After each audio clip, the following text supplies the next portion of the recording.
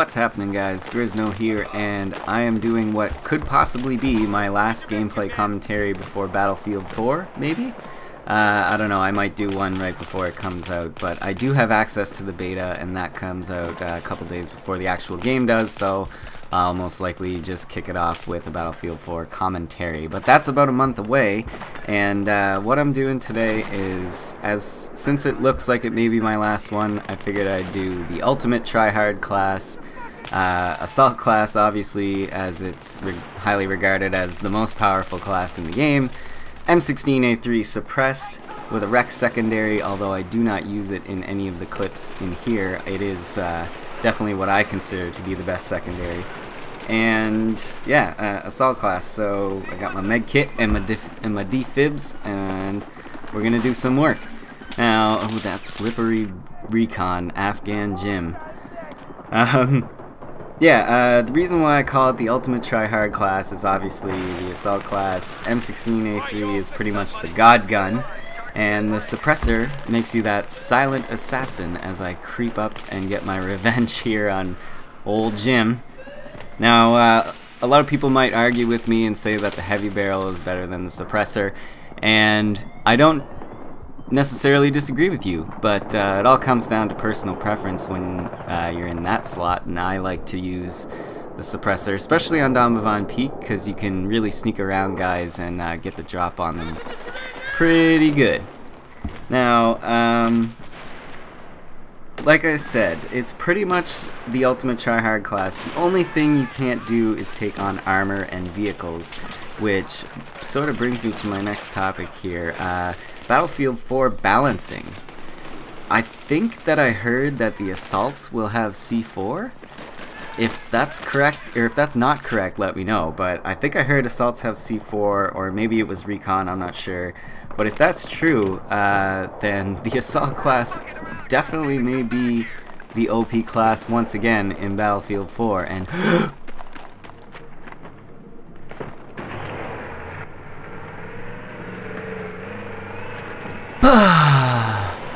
got her in there.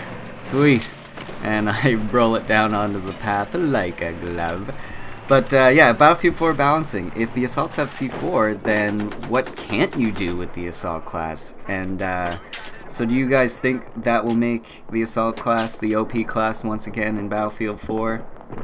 Or do you think there's going to be another class that's going to be a little OP? Let me know down in the comments what you guys think, and what class are you going to try first? I'm probably going to go for assault because obviously it's probably going to be the easiest once again, but we'll see. I do enjoy blowing up tanks with the RPG, so engineer is definitely my second favorite class. But this is pretty much all I want to say about Battlefield 3 and Battlefield 4. GTA 5. GTA 5 comes out tonight. Well, I think it's tonight. I have to call my local GameStop and make sure, but I think they sent me a voicemail saying it was going to be available at midnight tonight. So I'm thinking I might head on down there and pick it up a little earlier. Maybe live stream it tonight.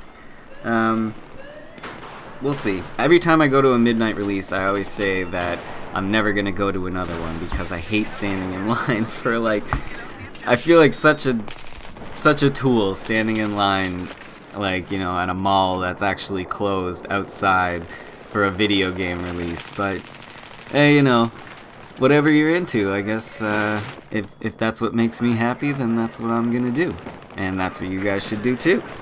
But yeah, so some of the things that I wanted to talk about in GTA 5 would be that the fact that online will only be released a little bit later, I think is really cool, because I like to take my time with a GTA game, and that'll really give me a chance to complete a lot of the single player campaign and the storyline. I love the stories of GTA. I mean, they're pretty much like movies, right guys? But yeah, I'm not sure if this game is going to consume my life or not, but it very well might. And look at this. As I watch this back, I totally see the guy that killed me right there. But when I was playing, I did not even look at him. I just saw the guy up in the window, and I was like, oh, better kill the guy up in the window that's not looking at me instead of the guy right in fucking front of me. Anyways. But this was actually a good little fight here for this MCOM, as I'm going to come back and go kamikaze once again. I figure like the best way to handle this is to charge through sometimes, because you can really catch people off guard. But check this out. I charged through once again. I'm like, oh, there's people, and I just don't get to the Rex in time, and I would have totally nailed that guy right in his face if I had been able to switch to the Rex on time. But no matter. Once again, I'm gonna spawn up, and we do end up eventually I end up getting this MCOM, which, you know, I think I get 3 or 4 in this game, which is really, really awesome. I did quite well. And I'm gonna get a couple guys at this corner too, but look at this. I take an RPG, oh, right to the ball sack. It looked like that definitely looked like it hurt. I watched this documentary on like TLC or something recently, and when that happened, I went like, oh, right in the testicle sack. And I find myself wanting to say testicle sack all the time now, because I watched this documentary called The Man with the 132-Pound Scrotum. I know it sounds disgusting, but this poor dude had he slept on his nut wrong or something, or I don't know, he moved wrong in his bed and it like squashed his nut, and he got this like unusual large growth on the bottom of his ball sack, his testicle sack, and it eventually grew so large that it was like, picture like a friggin', you know, like those balls that people use to exercise with. They like sit on them and do the exercises on the balls, and it's supposed to like strengthen your core muscles and all that jazz. Think of a ball that size hanging between your legs. That's what this guy's ball sack looked like. It was like, that's how huge it was. It was insane. I mean, it was like one of those things where you're like, it's so disturbing, but I just want to keep watching. I need to find out what happens to him.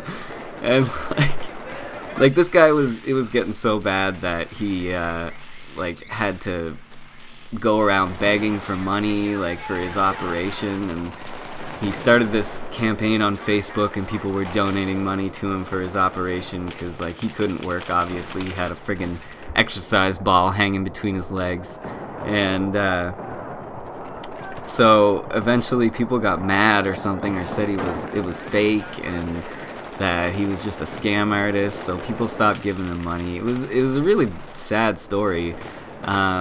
But eventually he was all right. He the urologist that he went to see, like this special urologist guy, wanted to do it for free just because like he was gonna die basically in a month if he didn't get this thing removed, and he didn't have any money, so he was just like, you know what, I'm just gonna do it for free because as a urologist I've never seen this before, and like I'll probably never see this again, so they just wanted to do it for him. Anyways, the operation was a success. He lived. And they showed, like, I couldn't believe the stuff they showed on the show. They showed them taking it off in the operating room, and it was like, oh my god, I almost puked. It looked like it looked like a mushroom cap. Like, you know, you take the top off a mushroom and like how it's all like ripply inside. That's what it looked like. It was the most disgusting thing I've ever seen. But anyways, good for him. He lived. He's living a happy, normal life now, and everything's honky-dory. But anyways, back to GTA. I'm sorry I went off on that tangent there, but it just made me think of that, like, every time I say testicle sack now. And the funny thing is he says it with a lisp. The dude has a lisp, so it's like, testicle sack. It's like, oh, so funny. Anyways, that's enough talk about that. Fuck. So my pre-order for GTA 5, yes, I'm bringing this back to GTA 5. My pre-order is for Xbox, and I did not see this guy doing his best carrot impression back here. Jesus. At some points I had greatness in this game, and other points I was just duh. Anyways, so my pre-order is for Xbox, but I might get it for PC when it's released later because I like the whole modding and custom radio stations and stuff you can put in. Which brings me to another thing. I haven't really read much about the soundtrack. I hope it's cool. GTA soundtracks are a big part of the game for me, and I hope it's awesome. And I've heard so many cool things about this game, like if your friends are being chased by the cops and you are at your house or whatever, sometimes you can actually watch the chase happening on your TV. That's right. You can watch your friends get chased by the cops on TV as it's happening. Isn't that amazing? Anyways, guys, if you like the video, please subscribe for more if you're new around here. My name is Griz. I'm going to be doing a lot of GTA 5 coming up, starting tonight most likely with a live stream, and we'll go from there. So, see you later, guys. Hope you enjoyed the video. Thanks for watching. My name is Griz, and I'm out. Peace.